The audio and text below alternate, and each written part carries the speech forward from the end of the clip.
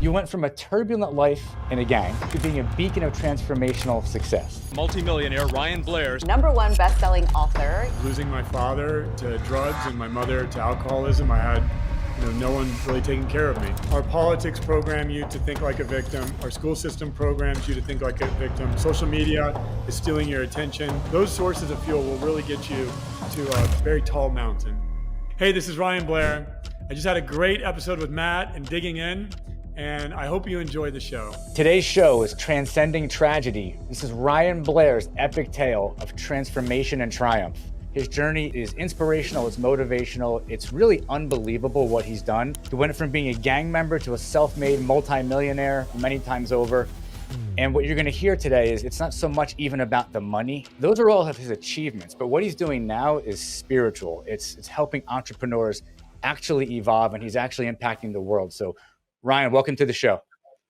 Thank you very much, Matt. It's an honor to be with you and your audience today. You went from a turbulent life in a gang to being a beacon of transformational success. But there had to be defining moments, right, that ignited this change. Gang life and being in a gang at the time that I was in the early 90s, mid 90s, it was iconicized. This was the coolest thing that you could do, was join a gang. And gang culture had taken over all of America. And so at the time, it was quite a popular thing to do.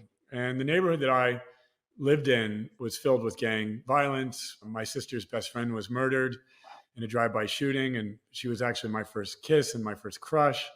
A variety of terrible things were happening. And so I didn't have a choice. I was forced into it. It was as a result of losing my father to drugs and my mother to alcoholism. I had no one really taking care of me. The older men that were part of the gang were like father figures to me. And I was in desperate desire of a father figure. And so that's what gravitated me toward that environment. Is one, it was a product of the neighborhood that I lived in, and the fact that I didn't have a father, I didn't have any parental supervision whatsoever. Of course, I gravitated toward that because I felt powerless. And what a gang gives you is power. And I was powerless to whether or not my home was going to be shot up with bullets. I was powerless to whether or not I was going to be murdered, or my sister or family members would be murdered. I was powerless as to whether I'd be bullied by rival neighborhood gangs. And so being a part of a gang was a way to derive power in the absence of it. Now, what transformed me is, I was always spiritual. My grandmother, who's no longer with me, was a devoted person to her faith. And so she seeded spirituality into me very early and very often and nonstop. Now, I drifted from that when my parents went through their struggle with drug and alcohol abuse. But I always had this understanding that there was a higher power. And I would call upon that higher power to get me out of all kinds of terrible situations. I was facing many years in prison, and I prayed my way out of that problem. I was facing death. People were trying to kill me. I prayed my way out of those problems. I was facing investigation. I prayed my way out of those problems. And so I was calling in a higher power all the time, even though I was in a gang. And there's been a number of people that showed up to help mentor me and rescue me early on in my life. And then later on, as an entrepreneur, was the same pattern. Lots of prayer and lots of people that showed up to help me as a result of those prayers. You had a transformational experience, though, was, I think, when you were actually in front of a judge. Wasn't that one of those moments where you had that, or was it when you were actually, it was somewhere around that point in time? Yeah, there was a couple. I get the chills just sharing them with you. I was in a juvenile detention center, and I was the minority in it. So I was being bullied and picked on 7 days a week, 24 hours a day. And I was a fighter. So I got in these fights, and I would be put in solitary confinement. And they'd leave me in there with nothing but a Bible. That was the only book that I was allowed to read in there. And I get extremely bored in solitary confinement. And so I would just read the Bible out loud. And I had this vision at the time. I think I was about 15, 15. I had a vision that I'd one day become a preacher. And after reading that Bible and having this vision that I'd one day become a preacher, I decided to write the judge a letter begging for leniency. And when he read it, he told me, I'll never forget these words. He said, "Son, you should be writing in college, not in prison." And when he said that, I thought to myself, oh, maybe I'll be a writer. If I could write my way out of a jail sentence, I could probably write my way into something really cool. And that's what sparked the idea that I would become a writer. And maybe I had some talents that weren't recognized by the traditional education system. And the first time an authority ever recognized me to have any talent at all was when I wrote that letter to the judge. It's interesting because you mentioned your grandmother, right? So when you were growing up in that environment, which would it be accurate to say that environment created trauma that you carried with you until you worked through that trauma much later in Yeah, life? yes. Oh, I still have to do Me work too. to to heal Yeah. the trauma. It is I no longer have sadness about the events that were traumatic. I no longer have nightmares or those types of things. But as you elevate your level of awareness, so does your understanding of the complications of the traumatic events. So the healing becomes more complicated because it's intricate and you start to see patterns of behavior and ways of being and decisions in the past that perhaps you weren't aware of were Right. correlated to trauma. And now you can see clearly, oh, wow, I see the roots of why perhaps I have this fear, this self doubt, this unworthiness That's feeling, right. or whatever it is. So the work continues, but the work elevates as you go. So when you mentioned your grandmother, was that a source of stability in when you had chaos around you, or is it just am I just guessing wrong? Yeah, no, she was the only source of stability. And I also had a sister, I still have her, thank God, Yeah. who she, unlike my other siblings, most of my other siblings acted out. One of my sisters was very internal though. She would just read books and she went internal. Everyone else went external. And so my sister Stephanie took me underneath her wing as well. And she'd be there for me when my mother and my father weren't. So I'm curious about these things because I shared with you that I wasn't in a gang. I grew up in northern New Jersey. There weren't many gangs where I lived. But growing up in a home where my father died when I was 12, so there was that. My mother is dysfunctional. She has a narcissistic personality disorder, although has never really pursued diagnosis. Everybody knows that's what's going on. So when you grow up in an environment where you have emotional abuse, mental abuse, verbal abuse, told you're no good, you're a piece of shit, you're never going to be anything, all these things. But when I was about 13, I didn't leave home, but I was out on my own. And my grandmother was the only person I had everybody around me had passed away for the most part. So I had one grandmother, my mother's mother, who was the only source of stability, positive affirmation, who lived in Florida. But other than that, there was no sense of how to be a human being, how to feel love or express love, give hugs or get hugs. There was nothing. And did that kind of happen to you? And then it took you a long time in life to be able to connect with people because you had to shut down to go into survival mode? Yes, the product closing your heart is Yes. one of the best strategies that you can do when the people around you are breaking it all the time. And that's what we all have to Mm. do. We have to close off our heart and protect it, especially for those of us that were physically abused, because we couldn't protect our bodies, we couldn't protect our space, our time, we couldn't protect ourselves at all. We couldn't control anything. The only thing we could control is our heart. And so we decided to close it off. And we tend to correct by closing our heart and then pursuing something that's more heady or in the head, so to speak. So I got really excited by intellectual pursuits at the expense of a very closed heart. And then later on in life, when you have children and you start to do this healing work, you realize, wow, I didn't value relationships. I didn't know how to love myself or others. And you start to really reconcile that correction that you made as a result of the traumatic experience that you endured. And that's just the nature of how it works, right? I have so much reverence for my mom and dad who are no longer with me physically, they're with me spiritually, that they just taught me what not to do. And now I have the opportunity to actually do the right things because I learned from them what not to do. And that's a very powerful series of lessons. Like the lessons of what not to do are equally important as the lessons of what to do. And in some cases, like in the case of my personality and when my soul operates, learning what not to do was the first half of my life. And it was very necessary Yeah. so that way I could spend the second half of my life learning what to do and doing it It's the best of my ability. It's so interesting that you say that, because my entire model of life going in teens, 20s, even into my 30s was, don't be like my mother. Yeah. It's the center of when you have an energy vampire. Somebody just sucks the air and the energy out of the room, but not intentionally. And it's, so it was like I was being fueled as well by, this is how I don't want to be. This is how I don't want to be with my kids. This is how I don't want to be with people around me. And I was strived to be the opposite, which thankfully worked. Yeah.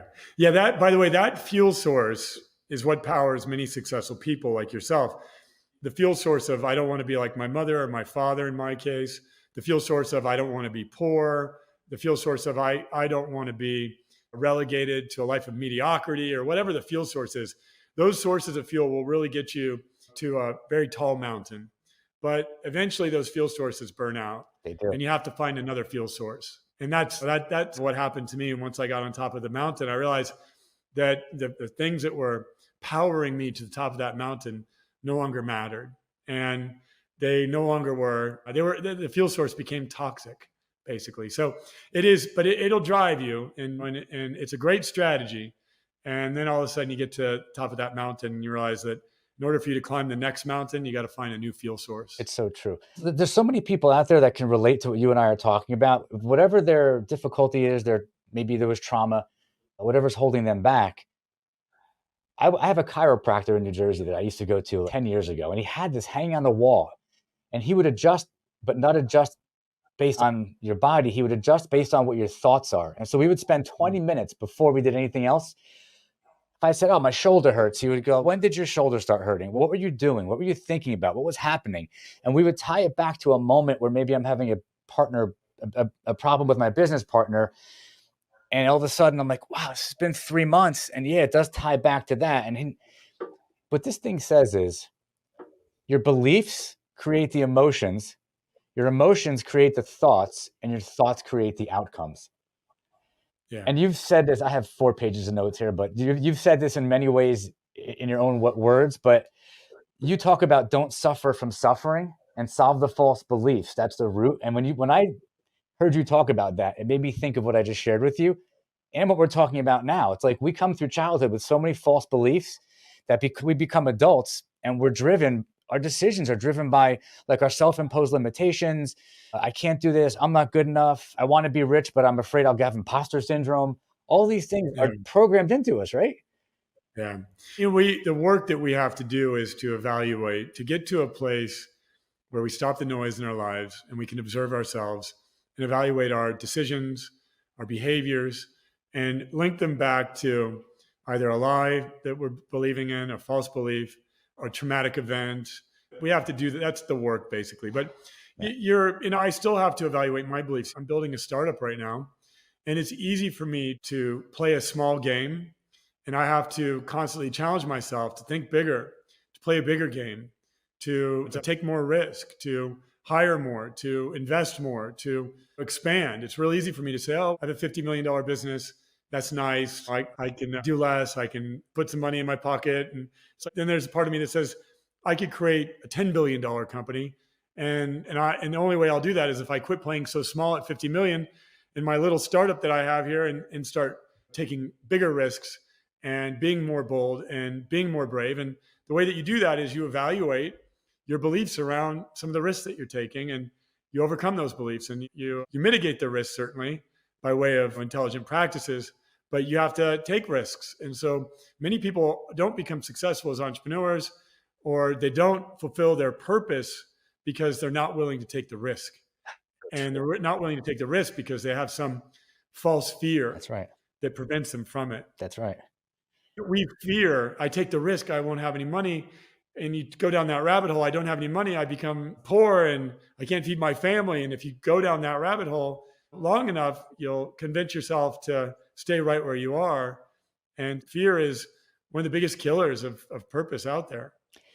And isn't it interesting that maybe one of the ways to look at that idea of fear is it only exists in your head. It's only a truth for you. And yeah, it's tied to whatever that programming is. But if you really want to move forward, isn't it self-awareness and finding that space, that quiet, that ability to actually step out, and really figure out what the true false belief is to get the fear out of the way.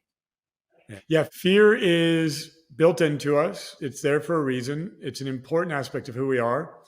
But with all energies and thinking and emotions, we have to learn to call it as opposed to it calling us. So I have to learn how to call fear when necessary. If there's a situation that requires me to react out of fear, that's an important emotion that I must embody and understand. But I'm the one that should do the calling. It shouldn't be calling me. I should be calling it. And that takes a lot of self-discovery. But first part of the journey is self-discovery. And then you have levels of self-awareness. And you have to have a huge desire for growth and for healing in order to be able to overcome the fears that are stopping you from fulfilling your soul's purpose.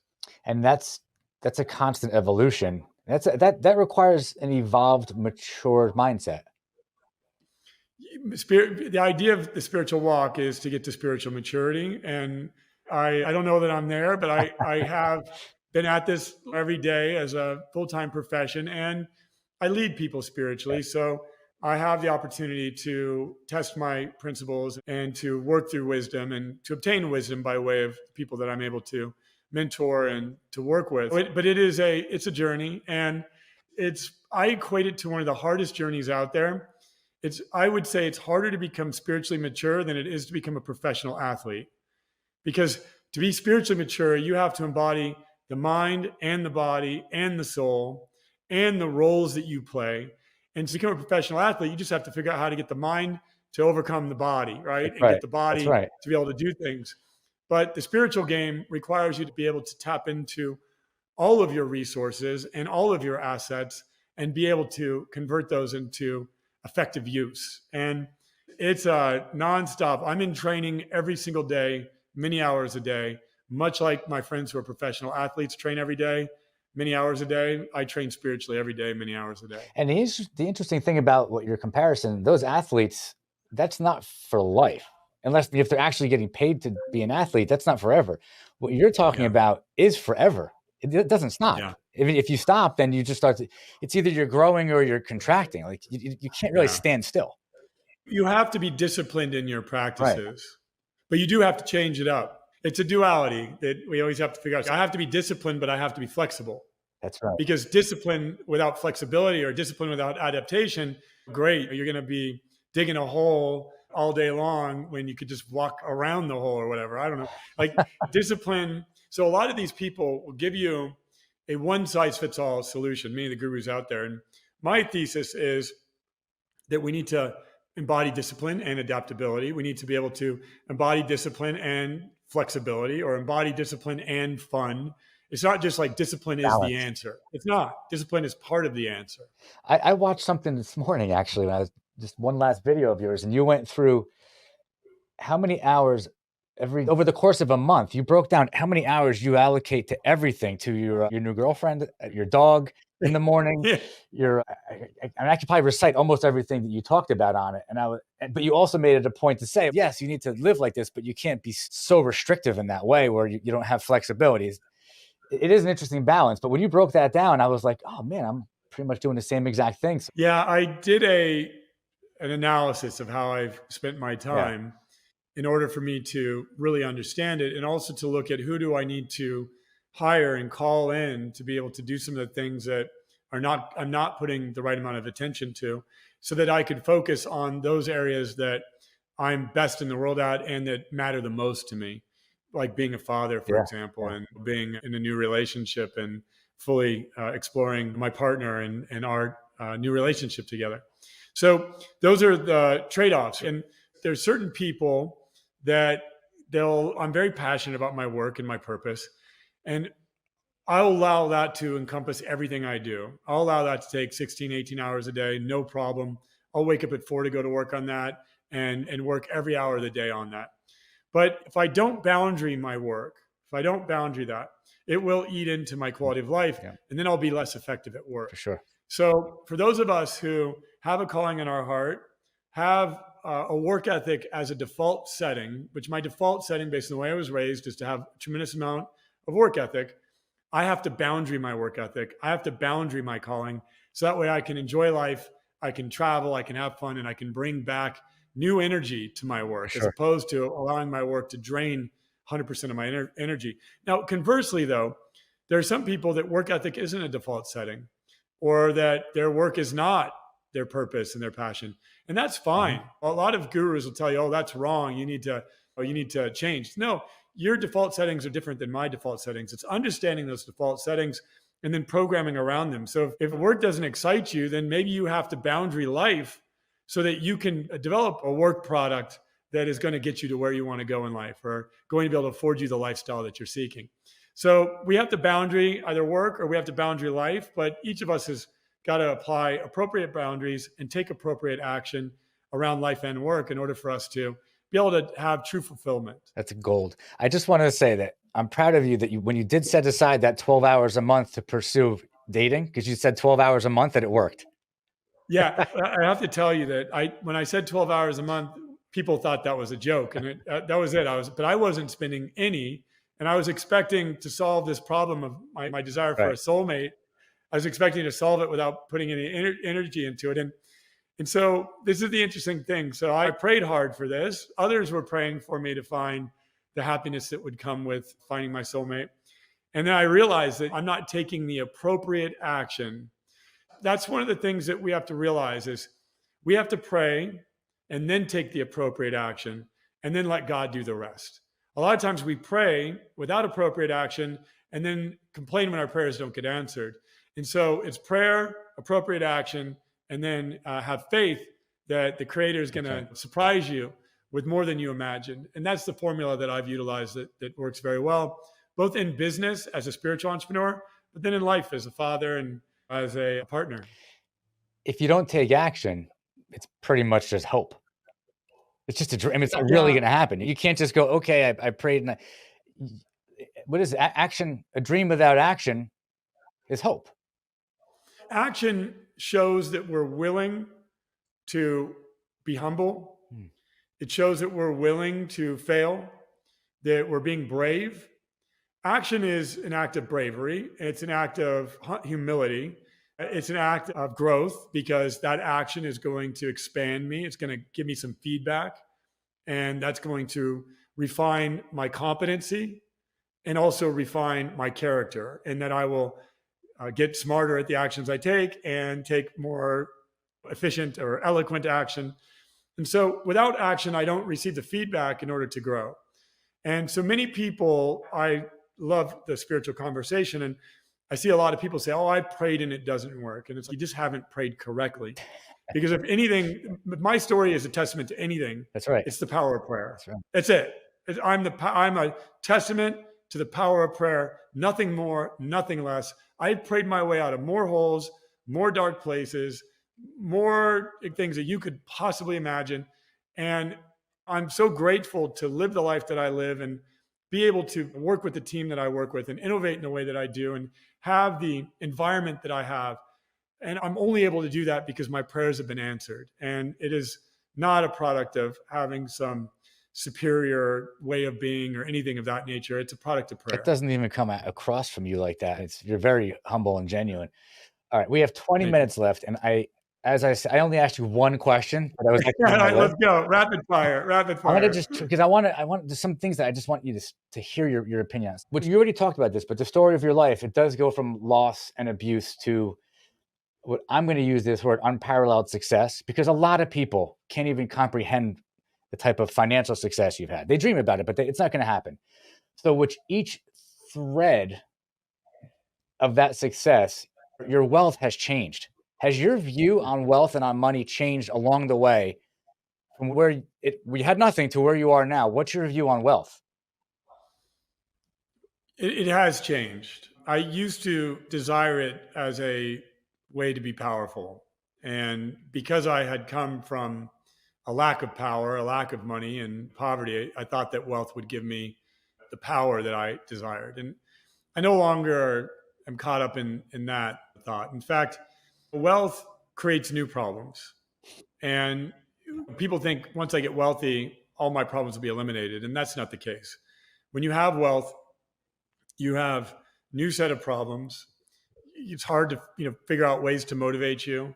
It's hard to be a steward of your money in a way that glorifies God, the person who gave it to you.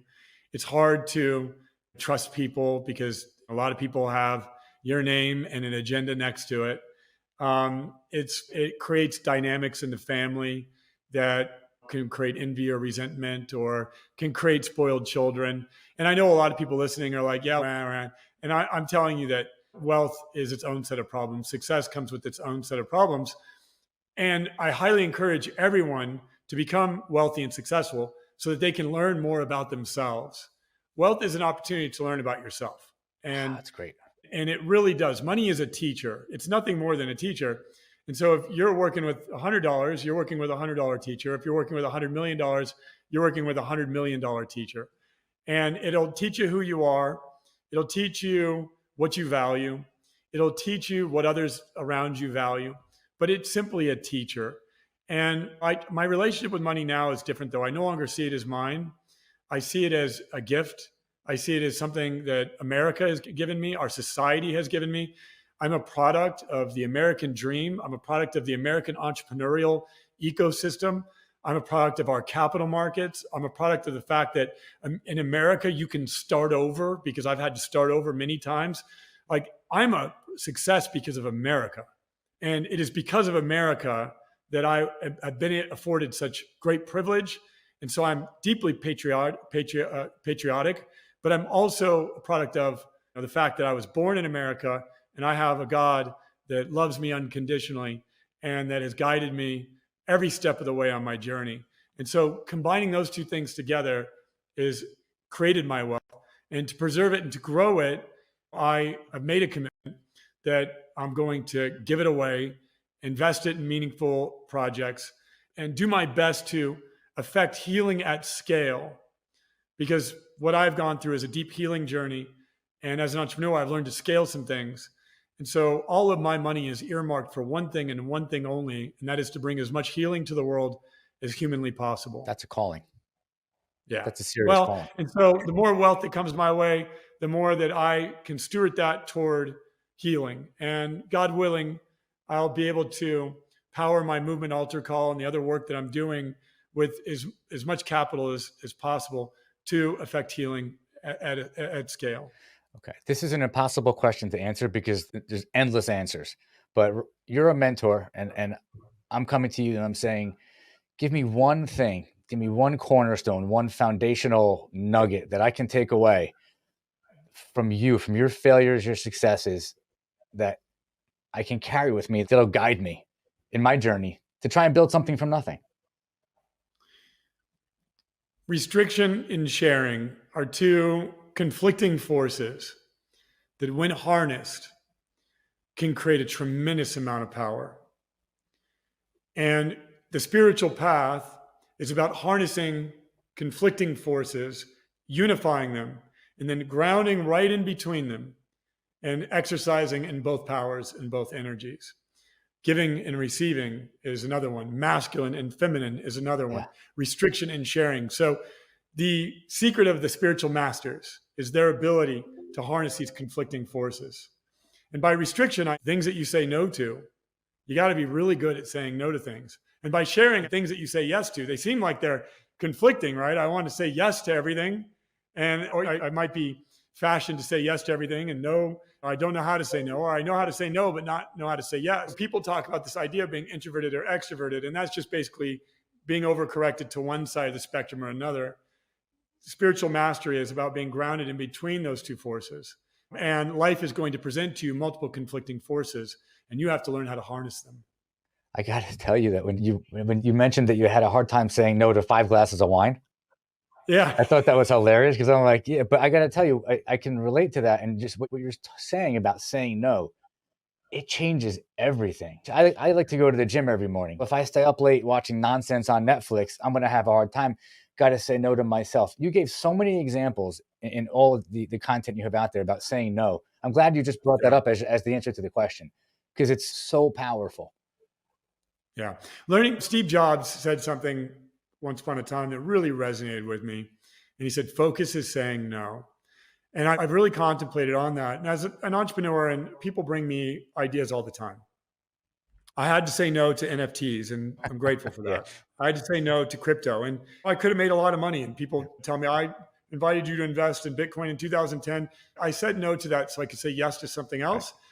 And I say no to things that are not in alignment with my purpose to heal at scale, so I can say yes to things that are, even if opportunity presents itself and I see an opportunity to make a quick $1 million here or there, I say no to it because I'm playing for a new way of doing entrepreneurship. And I need to put all of my energy and focus onto doing just that in order for me to fulfill my life's calling and my soul's mission. You just segued into a question that I need to ask you.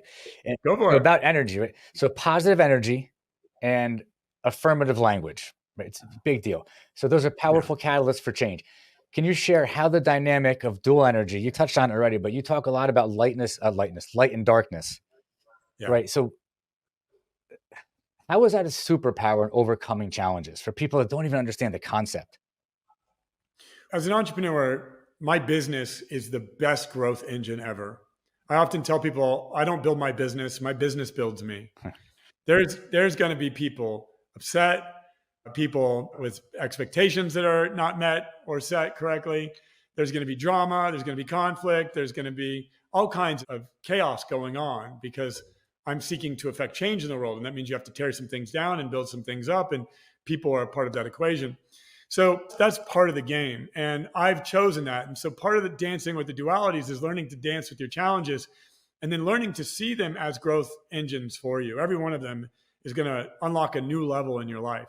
And if the challenges come in sequence back to back, my mindset is this is going to be a great day, because at the end of this day, yesterday was not an easy one. I got word that a friend had passed away. There's some challenges going on that I'm working through in a variety of different areas. And I woke up to those things and I said, okay, today's not going to be an easy day. Today's going to be a growth day. And I knew, though, if I successfully dance with each of those things and I apply my integrity and I apply my values, I apply empathy, and I really work through the day fully actualizing and embodying the spirit of those energies, then I will be a stronger person tomorrow. And I woke up today and I felt a new level of energy. That's awesome. Because I'd worked through some very difficult things yesterday. And that's the way life is. So the idea of dark and light is that we have to see the dark as our friend. We have to see it as an opportunity to transmute into light. The dark is the fuel that turns into light. As opposed to running from the dark or being afraid from the dark, we should step into it. One of my favorite biblical scriptures is, yea, though I walk through the valley of death, I shall fear no evil. So that's walking in the dark. And so that's my approach is you have to be comfortable walking in the dark. There's a gentleman who I've been following for years. I think you're on the West Coast. His name is Ed Milet. You ever hear of Ed? Oh, I know. Yeah, I know Ed. Okay. So I don't know him personally, but I know of him. So he talks a lot about something that you say a lot. And I was like, this is not by accident. It's a mindset, which is things happen for you, not to you. Yeah. And yeah, that is one of those default mindsets that you have to have in order to build some things. But and it also gives you the opportunity to take responsibility. And that ultimately, you have to take responsibility for, the fact that you have called in the good and the bad into your life to grow you. And the pattern in your life, whether you recognize it or not, was created by you. And you are orchestrating this pattern to optimize you for your soul's mission, whether you recognize it or not. If it's a pattern of suffering, you've called it in. It's a pattern of growth, you've called it in. But the ultimate level of responsibility is to see everything in your life is happening for you and happening as a result of some action that you have put into the universe or that you have caused. And so if you pay attention to that feedback, it's like a mirror. Rather than blame situations, or if you step back and say, what's happening right now, which I can tell by how I'm feeling by what's happening, it's not because of anybody else. I have to look at myself first and see how I'm perceiving it, what my energy is. And it's very uncommon. Unless people have done the work and they're evolved, it's not something most people do. But Well, most people have a victim mindset, and that's because right, they're programmed that way. Our politics program you to think like a victim. Our school system programs you to think like a victim. Our capitalism programs you to be a victim. Everything is programming you to be a for victim. sure. Social media is stealing your attention so that way you can be a victim. Everyone wants you to be a victim. And there's brilliant companies out there with brilliant scientists and engineers that are completely focused on flipping you into a victim. So you will sit there and brainlessly scroll all day Scroll and long. scroll. Yep. Facebook. Right. And then at the end of your life, you'll be like, wow, well, Mark Zuckerberg basically stole all of my time and attention so that he could go out there and live the life that he's living. So you got powerful forces working That's for sure. against you that are programming you into victimhood at all All times. times. And our society rewards the victim too. Oh yeah, that the whole cancel culture movement is rewarding victimization, and doesn't mean that there isn't worthy reason to cancel certain people, but the whole is gravitating toward victimization right now. I have two daughters, 12 and 15. I took them out of public school, the younger one first, the older one second, and put them into I live in South Florida, into a private school, which I swore I would never do. Because where I come from in Jersey, the schools were phenomenal. They used to be. And down here Yeah. in Florida, the public schools are okay.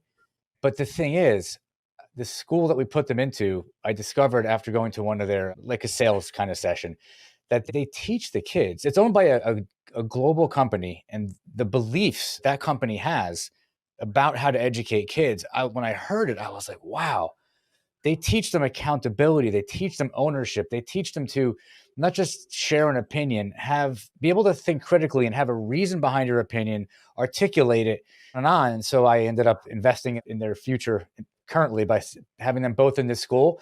But it's also the victim mindset. I'm fortunate in that I've done what I've done to be able to send them there.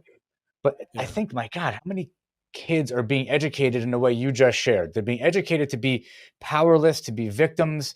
Robert Kiyosaki has been teaching for decades about the concept of you go to school, you come out of school, and your goal is to be in the middle class and to just be on a treadmill. Like, no, that's not what it's about. But they don't teach you anything in school. So I put my kids in a school where they're actually teaching it. Yeah, the reason for school is to learn how to learn. If you walk out of school having learned how you individually learn, which is rare because they only teach a certain way That's right. to a certain type of person. So most people don't get that. I talked to my son, he's 14 years old. And he's like, why do I need to learn this garbage? Right. I'm like, I don't care that you master history or any of that stuff, but I care that you learn how you learn. And so we're going to practice learning how to learn in a variety of different topics. So that way, how you learn, and then you can go on that lifelong learning journey.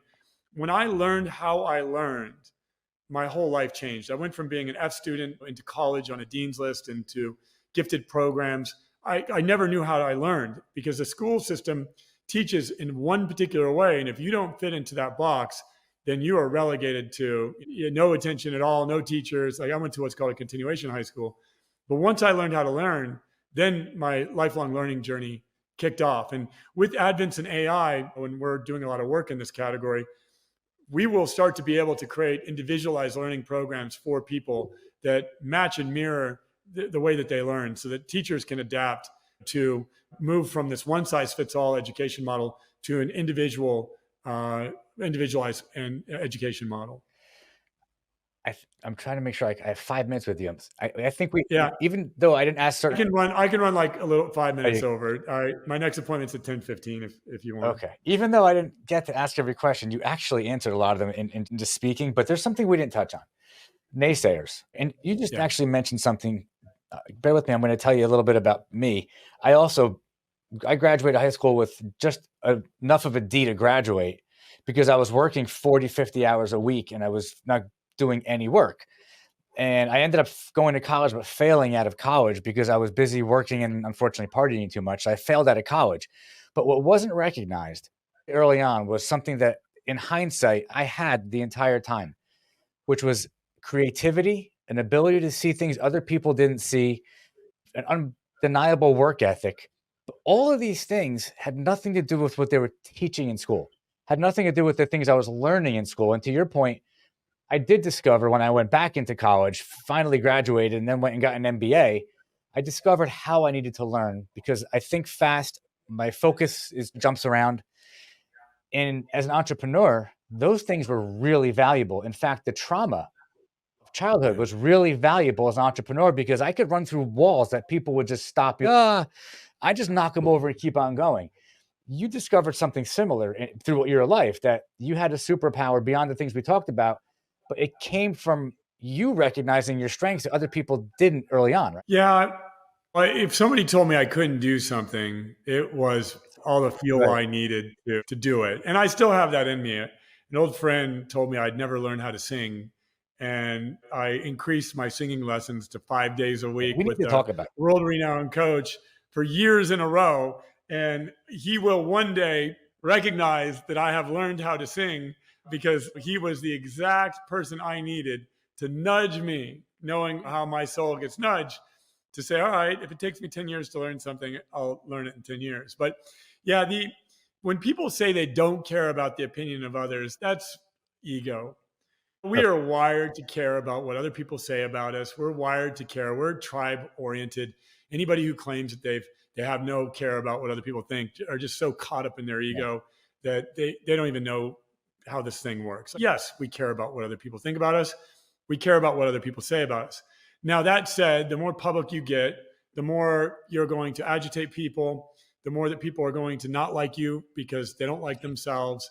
You're gonna experience a lot of hate. And so you have to build thick skin in the process. That's right. And the way I do it is when a naysayer shows up or somebody says something that is rude or offensive to me, and they do all the time, I just have empathy for the person. Because I'm just grateful to God that I'm not sitting in a position hating on someone doing something and trying to be somebody better than themselves for their kids or their family, right? I thank God I'm not sitting there commenting on other people's posts and spreading negativity and spreading hate and so forth. So when I do see those types of things, I just pray for the person and I have empathy for them because they're basically screaming for help. And you have to learn to read the notes behind the music in life. What's the person really saying? What's it look like they're saying on the surface? They're saying Ryan Blair is a jerk. He's full of it. He doesn't know what he's talking about, blah, blah, blah. But what they're really saying is, I need help. I don't know. I don't know how to operate in this world. And can somebody please show me? Like, that's what they're really trying to say.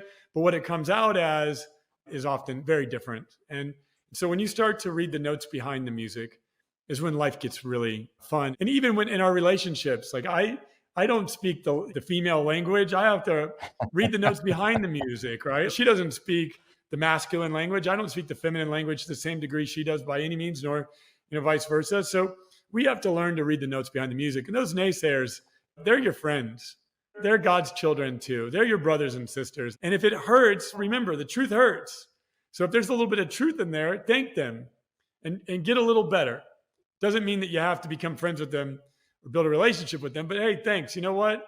I could be a little more direct, or I could be a little more thoughtful in what I write or the quality of content I put out there. Thank you for that. I appreciate it. That's a great spot I could talk to you for 2 more hours, but that's a great spot for us to cut this off. So for anybody that watched this through and you're here at the end, we just heard from somebody who, as you're listening, Ryan, you have these accomplishments. And so we do the intro that are related to money and books and all of these things, but nothing about anything we discussed or even your energy coming through the screen in any way came across as a guy that's like that. It's a very spiritual, very peaceful, very enlightened person who's got tremendous amount of valuable life information to share. And I hope that we're impacting people. I hope that even if one person sees this at some point, that we change somebody's life. We started out by talking about why I do the show and why I pursued you, because you exceeded my hopes and expectations for this conversation. And selfishly, it was fun for me because I relate and connect to almost everything that you said. And on the financial, I'm on my own journey and I hope to be where you've gotten. But without all of the lessons you shared with us today, it's not even possible to get there. So thank you for coming on. Thank you. Thank you, Matt. It's been an honor and I'm just here to be of service. So if I could serve you in any way possible, it's a privilege. And certainly if I could serve your audience, it's a privilege. I'm going to share all of your contact information, obviously, in the description down below. You have a few books, everything you've done. We're going to put everything there. But is there anything that you want me to specifically, do you want to say now or put out there now?